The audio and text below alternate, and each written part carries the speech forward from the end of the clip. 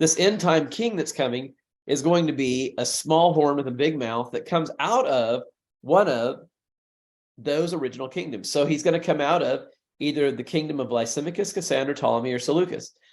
When you look at the rest of Scripture, it seems to narrow down to the Seleucid dynasty or the Ptolemaic dynasties. So Seleucid dynasty would be Israel, Jerusalem, Iraq, Iran, that kind of geographic area. And the Ptolemaic dynasty was the northernmost part of Egypt that moved its way up into the Sinai Peninsula. So it seems to be that from one of those original four, this now world ruler that comes up as the fourth and final kingdom actually appears. So Scripture says that he'll be broken. He'll stand up not in his own power. And the reason it says that he'll stand but not in his own power in verse 24 is because he's empowered by a demon spirit.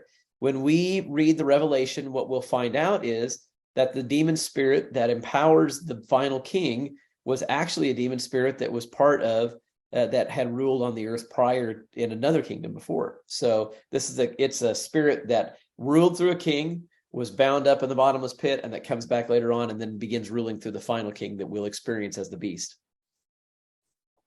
So it says in verse 24, it says that his power will be mighty, but not by his own power, and he'll destroy wonderfully. He'll prosper and practice and destroy the mighty. He'll destroy the mighty and the holy people. So he's going to be very strong in battle. He's going to have extremely strong military presence. Nobody can defeat the beast. We actually see that listed in the Revelation. Who can fight the beast? It's unfathomable that anybody could even beat the beast militarily, and that he comes against the holy people, which is going to be Christians and Jews. It says that verse 25, he will magnify himself in his heart. By peace, he'll destroy many. That's pointing back to the peace treaty, among other things. And he will stand against Jesus, and he'll be cut off. So this guy's got so much hubris. I mean, he's so arrogant, so proud, so self-consumed that he believes he can actually stand against Jesus and defeat him. And what we see in Revelation 19 is that he brings military force against Jesus, ready for him because he knows that Jesus is coming back to the Mount of Olives.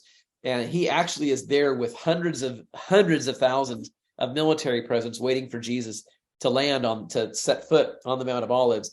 And Jesus comes and cleans house and just takes care of it. So that's what that's talking about. We'll read more about that in detail later on. Let's see here. Let me look one more place here.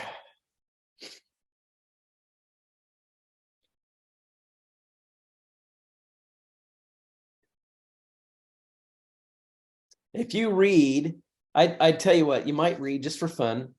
Try to read Daniel 7 through 12.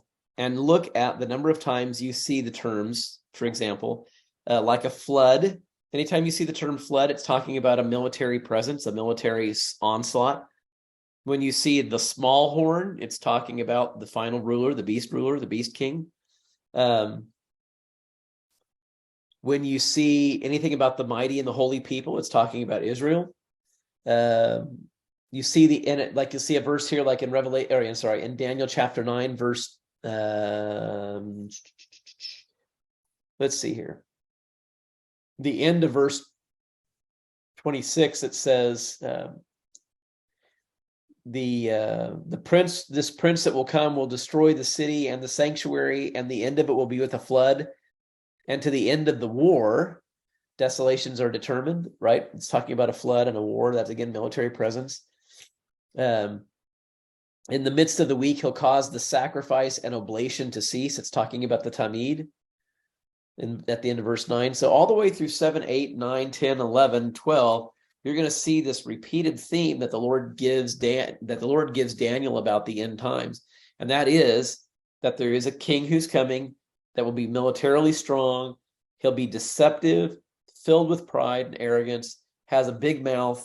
It's a small horn, but has a big mouth and has the ability to persuade people, to convince people to do what he wants.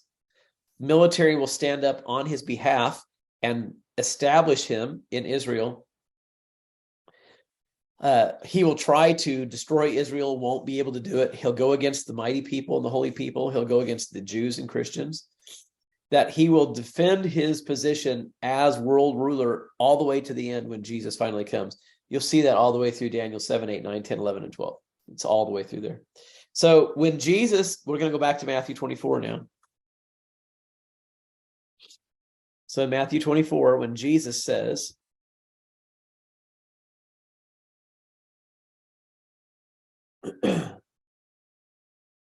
so Jesus says, let's go back a little ways here.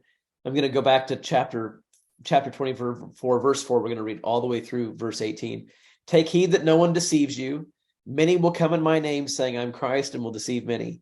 You'll hear of wars and rumors of wars. Boy, have we heard that in the last few days. People shoot. Did you guys see that we shot an ICBM, an empty ICBM casing toward China this week? Did you see that in the news? We decided to shoot a missile that had no warhead in it. Who knows? Whatever. For many will come in my name saying I'm Christ. You'll hear of wars and rumors of wars. See that you're not troubled, for all these things must come to pass, but the end is not yet. We're going to think that it's the end. We're going to look at the signs. We're going to swear it's the end. It's not the end. Nation will rise against nation, kingdom against kingdom. This is people group against people group, and internal factions within kingdoms. There'll be famines, pestilences, earthquakes in diverse places. All these are the beginnings of birth pangs, right? Then at that point, they will deliver you up to be afflicted, and they will kill you. So that's happening fairly early on, right? It's not toward the end of the revelation. It's fairly early into the process. Then they'll deliver you up. They'll kill you. You'll be hated of all nations for my name's sake. So it's for Jesus' name's sake that people are hated. The Jews are hated because he's the birthplace of the Messiah. The Christians are hated because we're followers. Then will many be offended, betray one another, and they'll hate one another, and many false prophets will arise and deceive many, and because iniquity will abound, the love of many will grow cold. That's that evaporation, right? But he that endures to the end of these sorrows, the same will be saved, and the gospel of the kingdom will be preached to the entire world as a witness to all nations, and then the end will come. When you therefore, he's pointing back somewhere in that stack of events that we just read, somewhere between don't be deceived and the end will come, because Jesus outlines the entire history, the entire end times history between verses 4 and verse 14, right? Verse 4, we start off with don't be deceived. Verse 14 is the end of the world. Jesus in verse 15 is pointing back somewhere in that space, somewhere in there, verse 15 happens. When you see the abomination of desolation spoken of by Daniel the prophet, stand in the holy place, being placed in the holy place by military force, that is a representation of the little horn with a big mouth, that is a king, that is a world ruler, that has a military presence. Let them which be in Judea flee to the mountains, those which are in the housetops not come down and take anything out, neither let them which is in the field return to take back their clothing. There is a warning. It's going to happen quick. When he puts himself in power, when he ends up taking the place and setting himself up in the setting and taking the Tamid and setting himself up in the temple, whatever's going to happen is going to happen quickly at that point. So we just all need to be ready, right? Now, what does that mean to you? What does it mean to you? Because scripture says if you're in Judea, flee to the mountains. If you're on the housetop, don't come down and take anything out of your house. If you're in the field, don't return back and even get your clothing. What does that mean to you if you're sitting in the United States or wherever you might be listening to this from? Video is global nowadays. It could be any place, right? The only person that can answer that question is you. I have to answer that question. You have to answer that question. How do we respond? Do we respond? Is this only for the Jews? We don't have anything in scripture that specifically says people in the United States of America should respond. We don't have anything. There's only one, when we get into the Revelation, there's one scripture that I believe talks about the United States, and we'll talk about it when we get there. But out of all the study that I've done right now, out of everything that I've seen, I don't see the U.S. mentioned a whole lot. That doesn't mean that we're not part of this, right? So what exactly do we do? Every person on this call has to answer that. You're going to have to go to the Lord and ask, and then follow whatever he says. If you feel like in your spirit, the Lord said to you that you need to be prepared to flee, then you need to prepare to flee. If you believe that he's telling you, you need to, prepare, maybe have some extra food, whatever the case may be, you need to do whatever you're supposed to do and be obedient. I will say this, that preparing, when we get it, as we continue to go in through Matthew 24 and Matthew 25, Jesus says 5 different times, prepare, be ready, Those who were prepared experienced one outcome. Those who were not prepared experienced a different outcome. In every case, Jesus identifies those who were prepared as holy, as the ones that were invited into his reward. Those who were not prepared were punished. So I can tell you, moving forward, as we continue going through Matthew 24 and Matthew 25, there's a pattern. We have time tonight. We're actually going to do the first one. And what you're going to see is that these patterns continue on. So let's keep going. Matthew 24.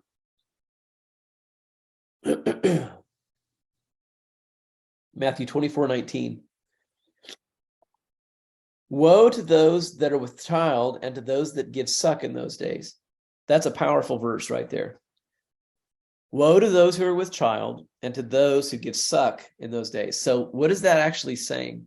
What is Scripture saying without saying it?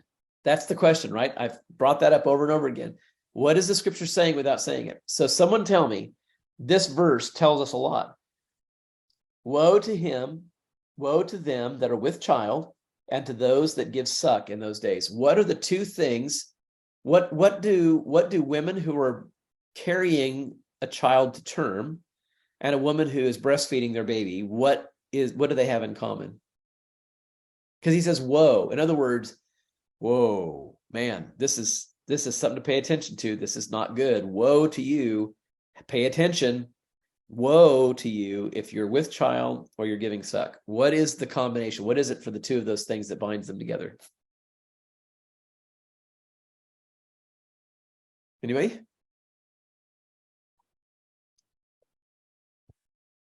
This is the systems analyst here talking. These are the things that stick out to me when I'm reading Scripture. Someone take a guess. Come on. Shoot at it. I won't take away your gold. Are they feeding children?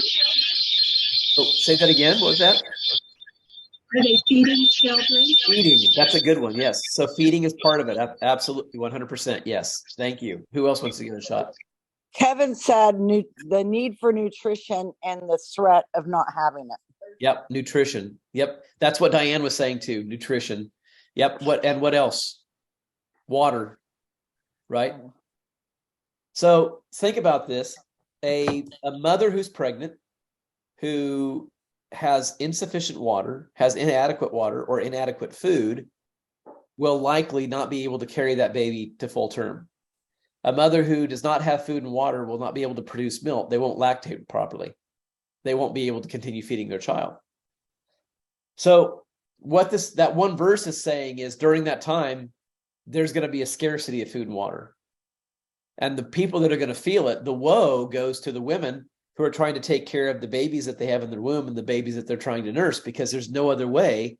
There's not anything else that can happen. That baby that's in the womb has no other way to survive if the mom's not nourished and not hydrated well, any more than a baby can survive if it can't milk, because the mother is not producing milk, right? So verse 18 or verse 19 is saying, woe to them, because during that time, we're not going to have food and water the way we should. But pray that your flight will not be in the winter, nor on the Sabbath day. Well, for the Jews, the reason it says not on the Sabbath day is because they were only allowed to walk 2,000 steps on a Sabbath day. So from Israel, from Jerusalem, from the temple to the Mount of Olives is considered a Sabbath day's journey. It's basically 3/4 of a mile. So if this were to happen, you'd be able to flee 3/4 of a mile, and that would be it. So Jesus is saying, you need to pray that this does not happen on a Sabbath day, because otherwise you're going to be forced to make a decision. You're going to be forced to break the Sabbath to save your life. And some people are going to end up not breaking the Sabbath, and they would rather die than break the Sabbath. So that's why Jesus is saying, look, pray that your journey is not on the Sabbath, nor in winter. Why? Why would it say neither in winter? Because we have no place to maintain ourselves, right? You're going to flee to the mountains in the winter? Hide in a cave with a bear.